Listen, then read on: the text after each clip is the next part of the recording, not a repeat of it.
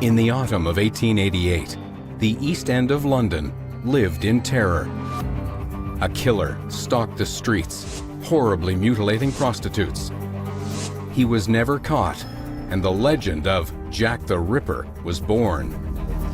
His identity has remained a mystery ever since, but by piecing together the missing evidence, we can at last reveal his name. Incredibly, the Ripper was a man who appeared in official reports, yet somehow evaded suspicion. This investigation discovers how the killer was caught red-handed, yet talked his way past the police.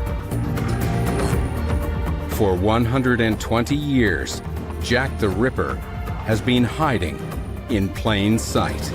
And that was when I said, that is him, it has to be.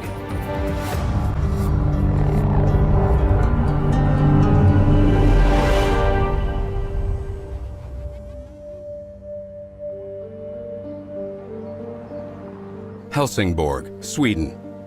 This quiet Scandinavian town seems an unlikely location to unmask Britain's most elusive serial killer. But it's here that a newspaper journalist has spent the last 30 years sifting through the evidence, searching for the overlooked clue that would unravel the case. As a journalist, you do try to look at the facts and you do try to build yourself a framework, and you quickly realize it's a complete labyrinth. It involves hundreds and thousands of people. It involves a couple of hundred of suspects. But one always has the feeling that somewhere in it there will be that grain of sand that could provide a solution. The identity of Jack the Ripper is the greatest mystery in the history of British crime. It seems incredible that a man who killed 6 women in the face of a massive manhunt, a media storm, and increasing political outrage could escape detection. But somehow he did. Ever since, many different suspects have emerged. In the 1960s, a lawyer named Montague Druitt was suggested because his suicide coincided with the end of the Ripper killing spree. In the 1970s, the murders were attributed to an elaborate plot by the Duke of Clarence and his surgeon, Sir William Gull, to hide the identity of a pregnant mistress. And in the 1990s, American quack doctor Francis Tumblety came under suspicion because it was alleged he kept a collection of female body parts. But of all the many suspects, with so little forensic evidence to work with, not one has been placed at a murder site. Very many of the suspects are outright outlandish, and there never was a suspect that functioned practically. There never was anything that tied any one of them very much to any of the murders. The few pieces of solid evidence that have come to light have been quickly discredited. A diary, supposedly written by a wealthy cotton merchant, was admitted to be a forgery. Medical records linking an eminent Welsh doctor to a victim were secretly altered. And most recently, a shawl purported to belong to one of the victims was never listed among her possessions by the police. And the DNA analysis that linked it contained major scientific errors. After more than a century of searching, the identity of the Ripper was no nearer a solution. Yet Christer Holmgren was convinced that if the killer was to be found, he would be hidden amongst the army of ordinary men living in Whitechapel. Actually, we know that most killers of this type are people who have a propensity to melt into the woodwork. You don't see them, you don't realize them, you don't think that they would have done it. Applied criminologist Dr. Gareth Norris has compiled a profile of the killer. He agrees he would have been an unremarkable local man. It's very interesting to go back and examine these cases and to try and work out in a very methodical way the type of person who may have committed these crimes. We can start to understand what is he doing, where is he going, and how does he know how to select his victims. The pivotal thing is the geography of the crimes. It's that there's somebody who has intimate knowledge of that area to not only identify where he will locate his victims, but it's also very easy for him to escape. So my profile suggests somebody who lives locally. He was somebody who was able to fit in quite easily. He was able to go about his business. Certainly as somebody who had reason really to be out in the streets at that time, and it wouldn't have seemed out of place at that time. In the century since the Ripper killings, criminologists have developed a much clearer understanding of the kind of men who commit serial murder. They are known to develop their violent urges in childhood, but often suppress them well into adulthood. One of the things that we often find amongst serial killers is that they live very kind of troubled backgrounds. Certainly, he would have had some kind of underlying pathology. These were well thought out fantasies, which generally take a long time to develop. This was somebody who was potentially older, so it's probably someone in their mid to late 30s, perhaps even up to early 40s. Buried in the evidence collected by the police, there is a man who fits this profile. Crucially, the records show he was found at the scene of one of the killings, but he was never a suspect. For Christer Holmgren, the breakthrough lay in the details of the extraordinary murder of the Ripper's second victim, Polly Nichols, and in the baffling circumstance that helped create the Ripper legend. The Phantom Killer, with an apparently supernatural ability to evade capture. At the inquest into the Polly Nichols murder, the coroner said that it was nothing less than astonishing that the killer had managed to escape, given the circumstances. Nichols was killed on Bucks Row, a long, narrow street, mostly overlooked by terraced houses and with no immediate escape routes. Just 15 minutes before Polly Nichols was killed, a policeman passed the murder site on his regular beat. The street was deserted. At both ends of Bucks Row, 2 other policemen passed every half hour, and there were several night watchmen within earshot. It seemed impossible for the killer to escape. Yet buried within contemporary newspaper reports of the discovery of Nichols' body, Christer believes he has worked out how he did it. The picture we have of the Polly Nichols murder today is not the way it panned out at the time. When we take a look at the original paper articles, we can see that nobody had the correct picture of things. At the first day of the public inquest into Nichols' death, the police described how they had found the body. The newspaper articles that are all very similar in describing what had happened. A policeman, PC John Neal, had found a body, and that was it until the next day, when something exploded in the face of the police. The explosion took the form of a sensational newspaper interview that hit the streets of Whitechapel. A man called Robert Paul claimed that he had found the body before the police, and when he did, there was another man standing over it.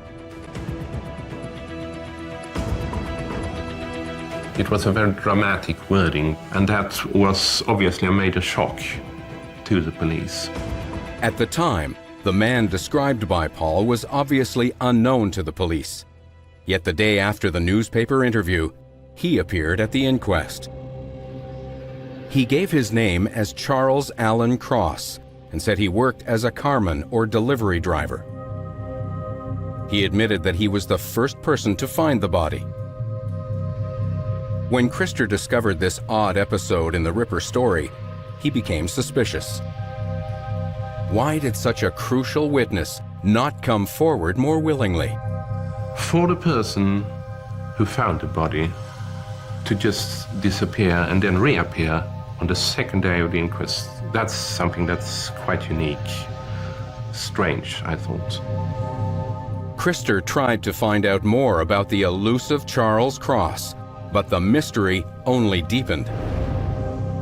He'd given his address to the inquest as 22 Doveton Street in Whitechapel. However, the official records show no one called Cross living at that address. There is the strange fact that this Carmen Cross, who gave his name and his address to the police, was subsequently found out not to be living at the address he had given. So who was Charles Cross?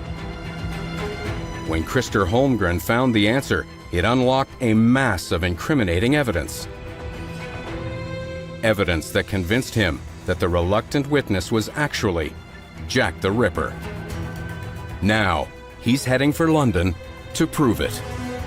Whatever I find about this man will go to confirm his guilt. It will not go to clear him. I realized that, wow, here he is, Jack the Ripper.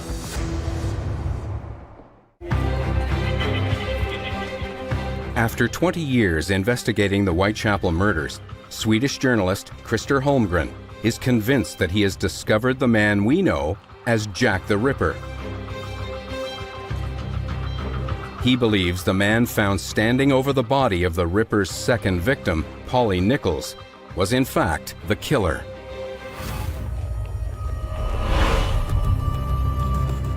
Dr. Andy Griffiths, former head of Sussex Police Murder Squad, has agreed to read the inquest reports and assess Christer's suspect. The relevance of those documents isn't lost by them being so old. You know, no matter how much things change, most cases still come down to witnesses and looking at what people say. Andy's murder squad solved 97% of its cases whilst he was in charge. He believes that if the Polly Nichols case was being handled today, Charles Cross would come under intense scrutiny. Certainly in the modern age, you couldn't prosecute anybody else without eliminating him first, because obviously you've got someone who's been with the body very close to the point of death and possibly is the person who caused the death. So he is definitely a very significant person in terms of the investigation. It's good to have it confirmed, and it's good to have it laid out in no uncertain terms. To me, the most important matter at the inquest was what I think is a blatant lie presented to take Cross past the police. On the night of the murder, a policeman called Jonas Meisen was out on his beat when he encountered Charles Cross. Cross had just left the scene of the crime with co-witness Robert Paul. Paul had set off to find a policeman, but when the two men saw Constable Meisen, it was Cross who went to speak to him. At the inquest, PC Meisen recounted their conversation. He revealed that Charles Cross told him two key things: that a woman was lying in Bucks Row, and then that there was a policeman with her who had requested assistance. Yet, Cross knew there was no policeman with the body. It seems he was lying. The first lie was the one about him simply playing down the seriousness of the errand. The second lie would be that he said that another PC was in place. You know, a death is a death. It's always a serious event. And policemen of any era would react in a particular way.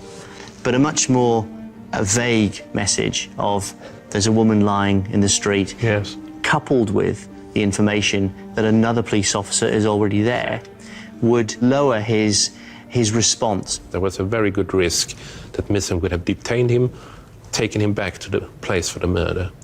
So what I think we got here is a perfectly shaped lie to take Cross past the police. Believing that Charles Cross was simply passing on a message from an officer at the scene, Constable Meisen let him go on his way. Yet in a remarkable twist of fate, when PC Meisen reached the crime scene, there actually was a policeman there. Local Bobby PC Neal had found the body on his regular beat. Strangely, of course, when he gets the body, there is another police constable there. There is. So part of what was said to him sort of came true. Misson would have seen absolutely no reason at all to disbelieve. So it becomes a stroke of genius. Yeah, stroke of genius or luck. Had P.C. Neal not found the body in the meantime, Constable Misen would have realized that Cross had lied, and a manhunt would surely have ensued. Ultimately, though, Cross was flushed out.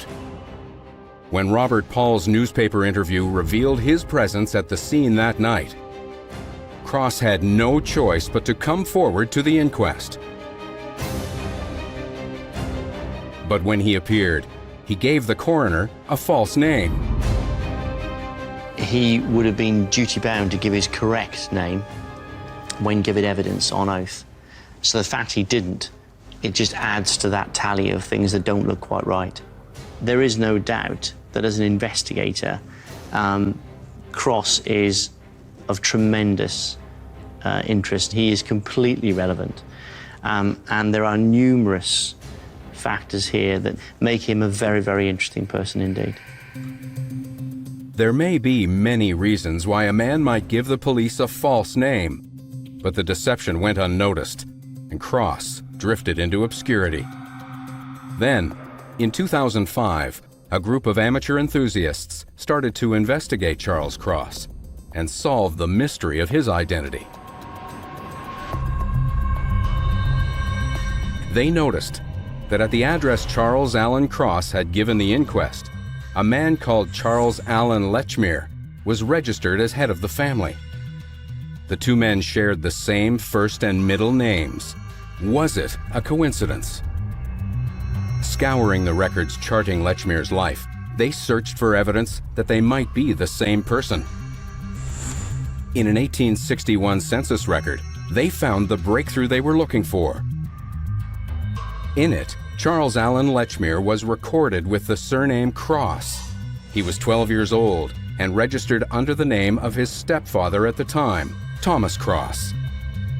In all, there are 120 official documents charting the life of the man who at the inquest called himself Cross. In 119, his name is Charles Allen Lechmere.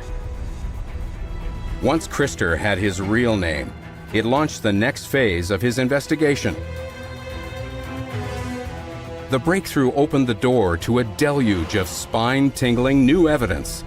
Christer started to believe that he had finally found Jack the Ripper.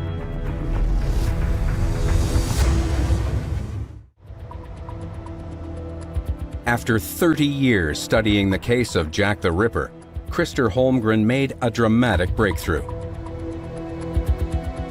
Christer had identified a man acting suspiciously at the scene of the second murder. The man lied to a policeman on the night of the crime and gave a false name at the inquest. But did he lie about anything else? When Christer discovered that his suspect's real name was Charles Lechmere, he could confirm where he lived and where he worked. Now he can check the story Lechmere gave the inquest. Christer is joined by ex-murder squad chief Andy Griffiths. His experience will prove invaluable if Christer is to uncover further inconsistencies in Lechmere's version of events from the night of the murder. There was one key aspect of Lechmere's story that raised alarm bells with Christer. Lechmere's walk to work took him within yards of Robert Paul's house. The two men shared the same route, yet both Paul and Lechmere claim they saw no one else that morning. If they really were just seconds apart, they should have seen each other well before Bucks Row. The two should have walked in tandem, more or less, 30 or 40 yards, nothing more than that in between them. And yet nobody speaks about having noticed the other man walking right beside them, more or less.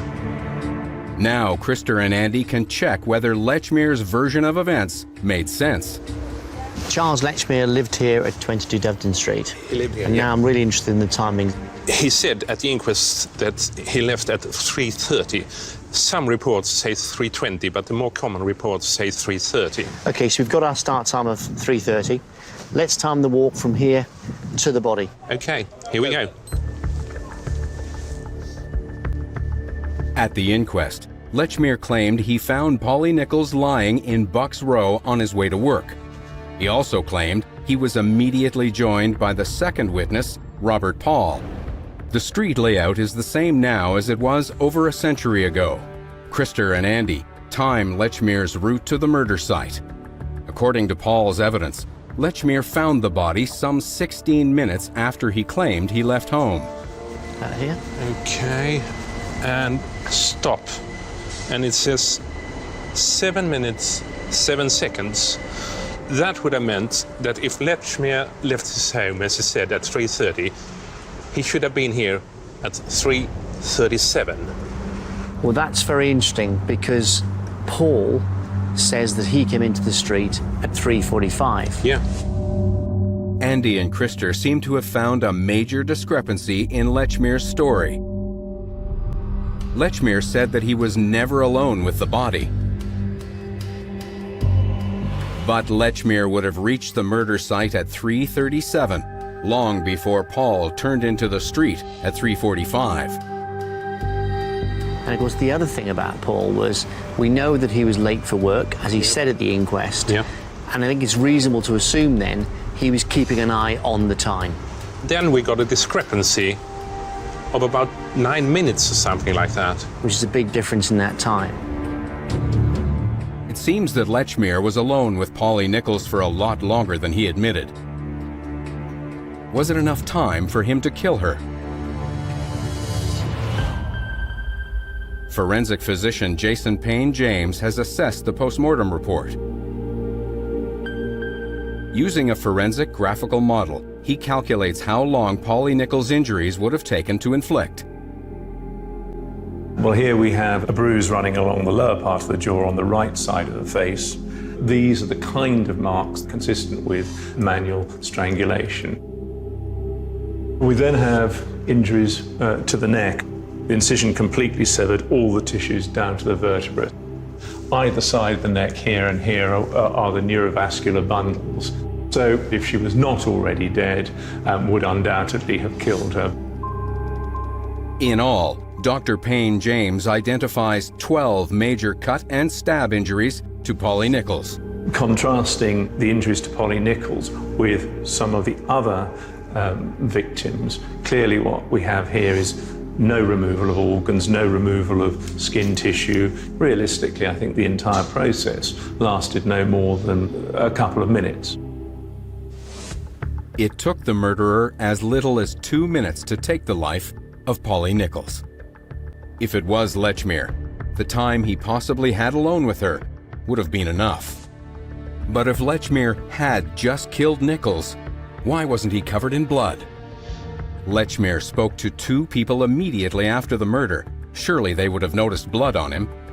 But Dr. Payne James believes that the killer would not necessarily have had blood on his hands.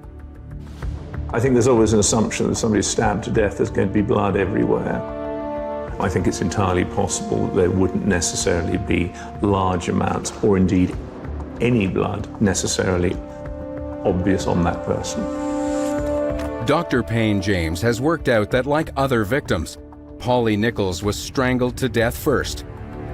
Without blood pressure, there would have been no arterial spray. Polly Nichols' killing would have been surprisingly bloodless. Although we know that carotid arteries were cut, it would seem that that was after death. So it may just leak out and dribble out or drain out around the contours of the neck, in this case, over a period of minutes.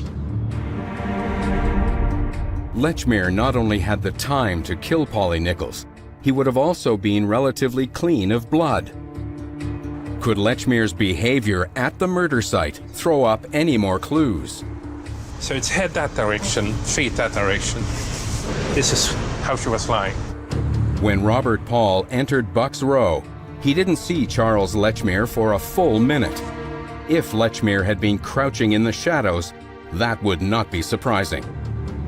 But Christer points out that Lechmere should have been aware of Paul's approach almost immediately. Now we have Charles Lechmere telling us that he doesn't hear Robert Paul until he's 30 or 40 yards away.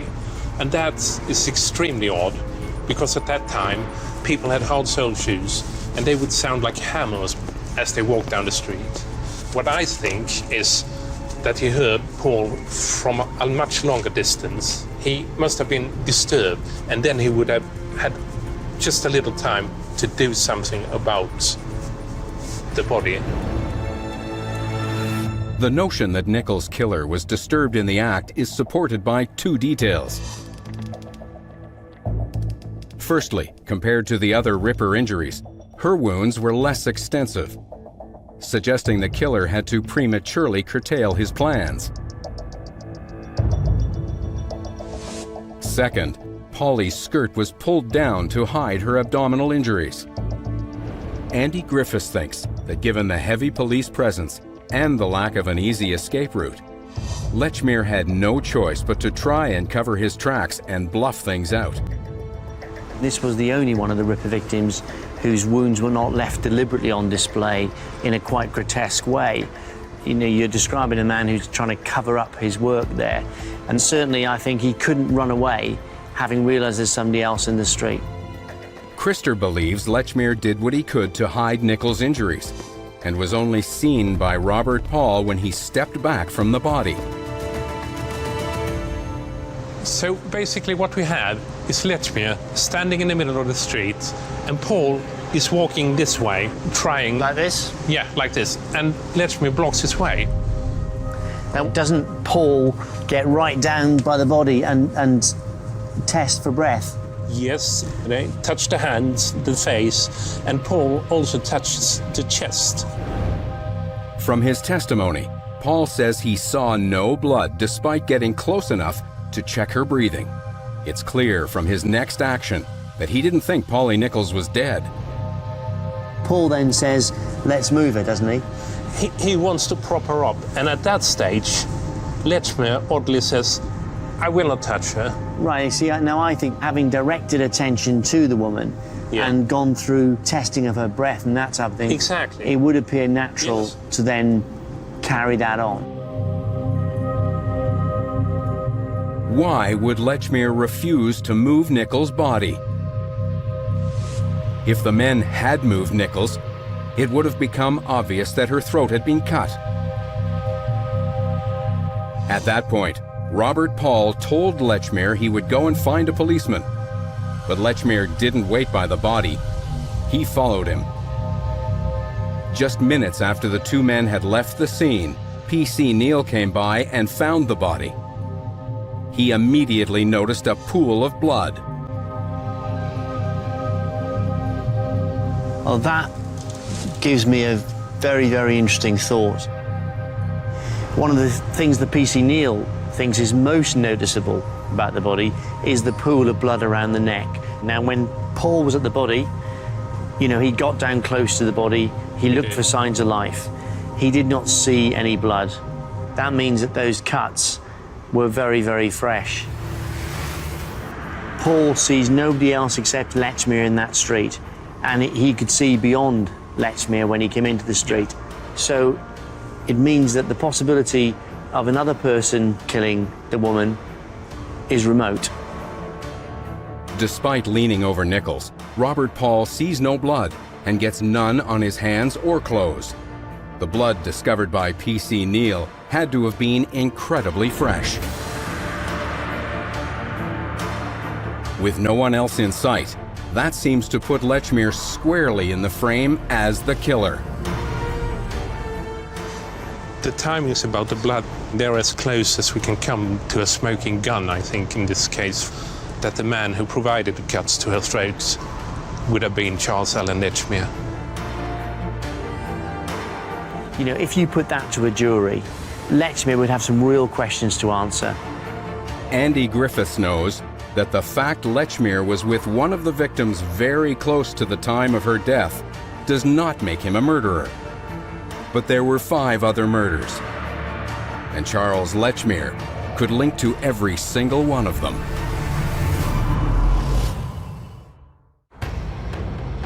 Charles Lechmere's actions on the night of the murder of Polly Nichols implicate him as a prime suspect.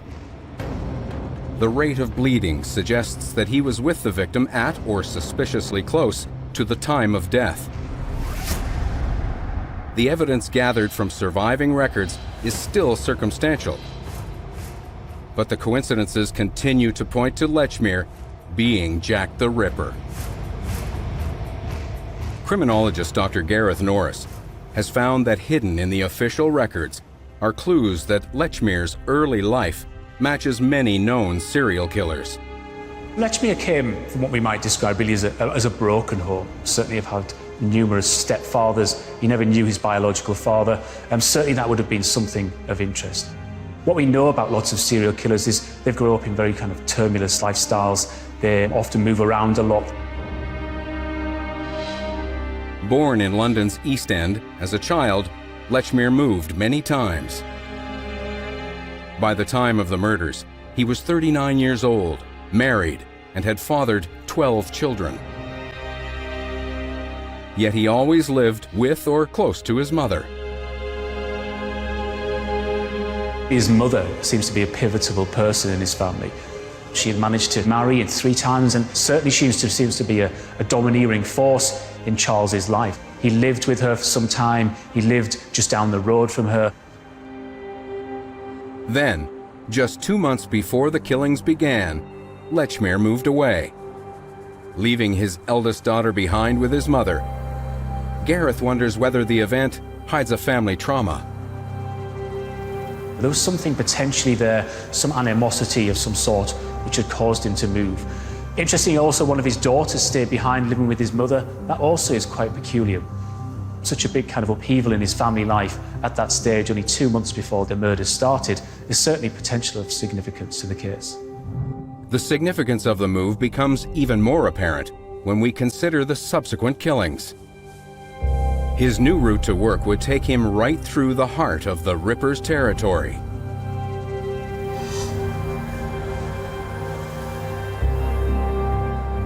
He lived up here in Doveton Street. This area, approximately 25-30 minutes walk from where the majority of the crimes took place. Also of interest is where he worked. Up here in the Broad Street goods depot, which is attached to the station. He worked there for 20 years. He knew this area well. There was a corridor there between where he lived and where he worked, and he had intimate knowledge of this area.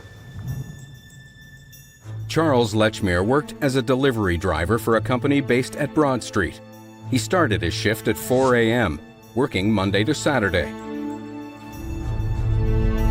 His 2 shortest routes to his work both took 40 minutes to walk, meaning he left home well before dawn.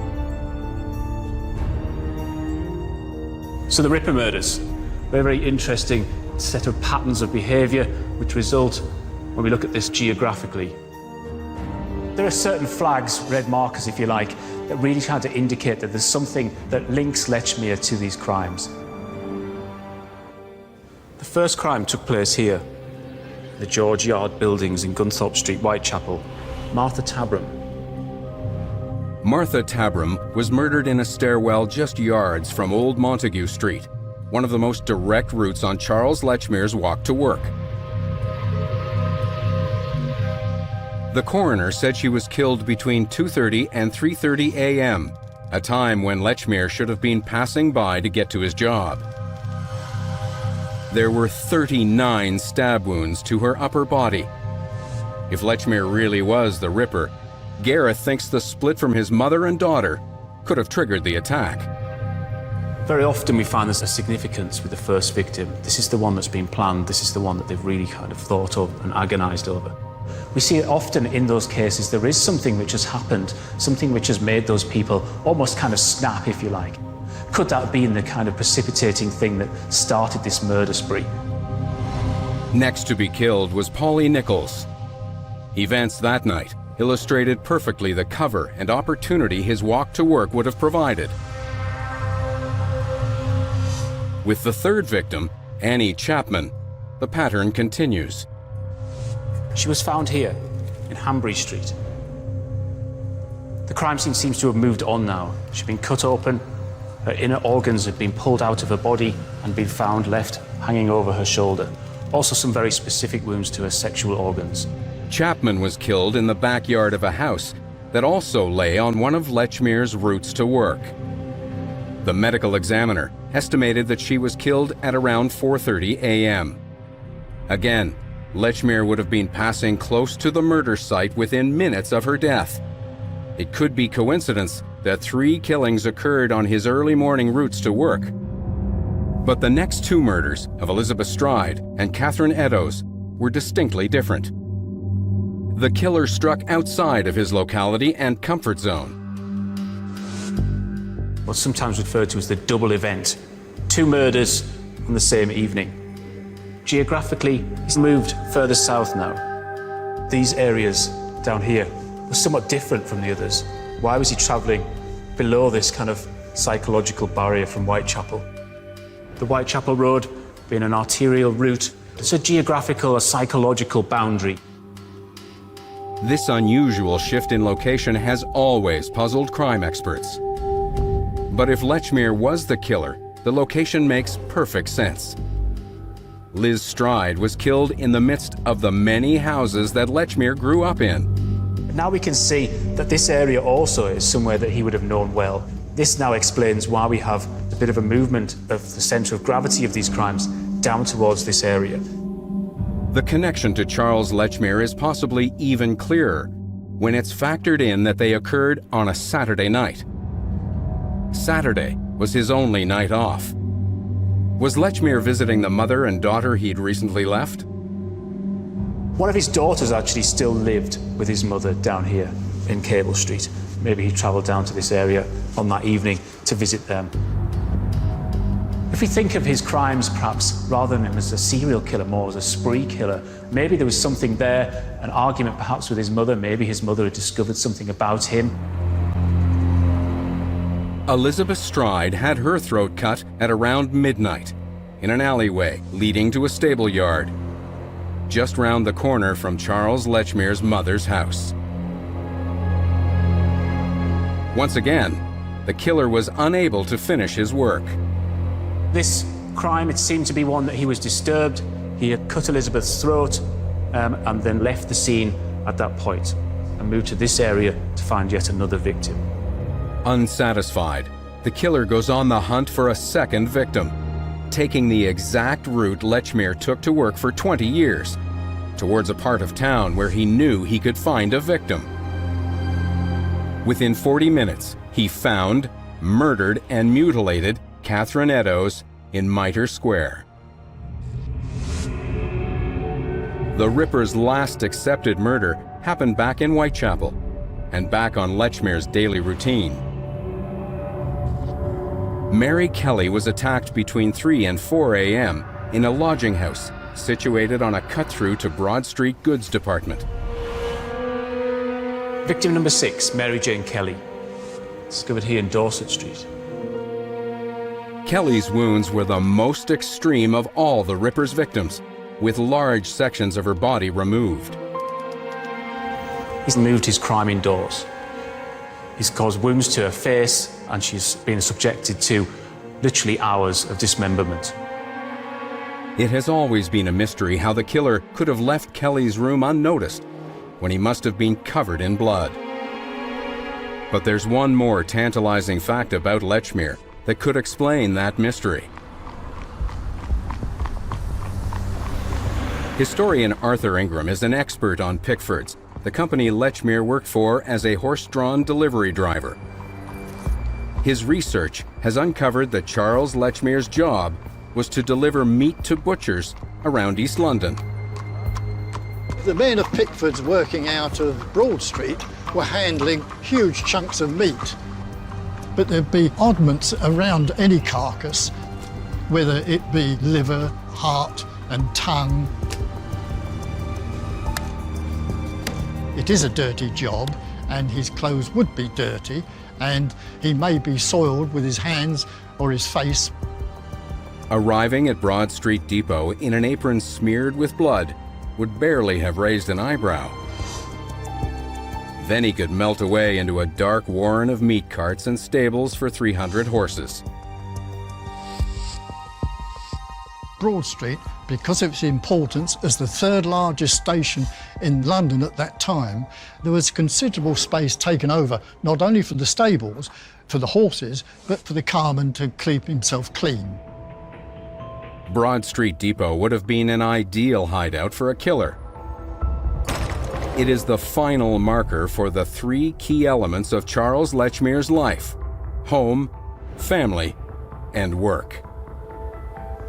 If we draw a triangle around these points, we can see that all of the crimes would be contained within that triangle. Lived, worked, and where he moved to in his new location. A defense attorney might argue that hard evidence is thin, but Christer Holmgren sees more than coincidence. Once you find out the true background of the carman and who he really was, Charles Allen Lechmere, it all fits, every single bit of it. If he wasn't the killer, then he was the unluckiest person in the world, because he suddenly developed some sort of habit of always passing by as somebody was killed in those streets. And to me, that just doesn't add up.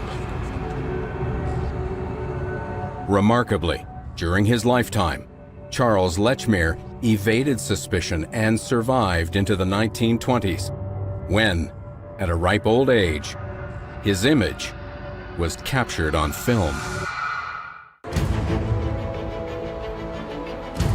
After 30 years of investigation, Christer Holmgren believes that Charles Allen Lechmere was Jack the Ripper. On the night of the murder of Polly Nichols, he was found standing over the body. No one saw anybody else at the scene. Her wounds were extremely fresh, and it seems Lechmere had been alone with her for longer than he admitted. He apparently then lied to the police and gave false details at the inquest. And once you discover who he really is, a series of eerie coincidences point to him being Jack the Ripper. Wearing blood-stained overalls, his job potentially placed him near 4 of the killings at the time they occurred. Another happened by his mother's house, yet another on his old route to work. But would lying to police and the connection to the crime scenes convict him in a modern court? Criminal barrister and Queen's Counsel James Scobie reviews the case. The timings really hurt him, because she could have been very, very recently fatally killed. You can inflict injuries, as I'm sure a pathologist will tell you, with a knife in seconds. And the question is, where were you?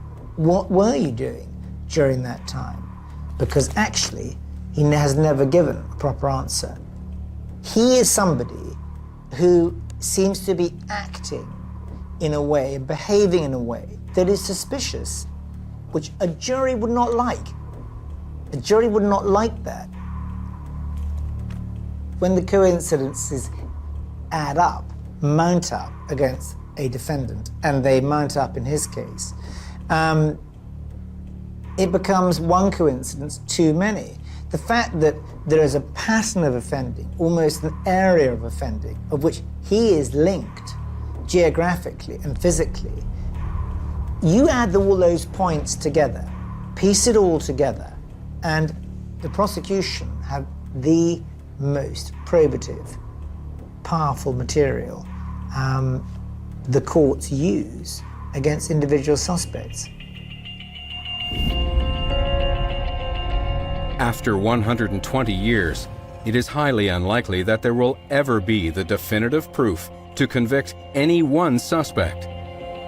But James Scobie suggests that the evidence drawn together by Christer could take Charles Lechmere to a murder trial. And what we would say is he's got a prima facie case to answer, which means there's a case good enough to put before a jury that suggests that he was the killer. This is a Queen's Counsel, a barrister of the very highest order. So to have this confirmation from this level is very emotional to me. Lechmere's story may not be finished. Christer Holmgren is investigating links to several more murders, and in time, he plans to publish his research. Lechmere lived until he was 71, became a grandfather, and a relatively wealthy man. Rich enough to pay for his photograph to be taken in 1912.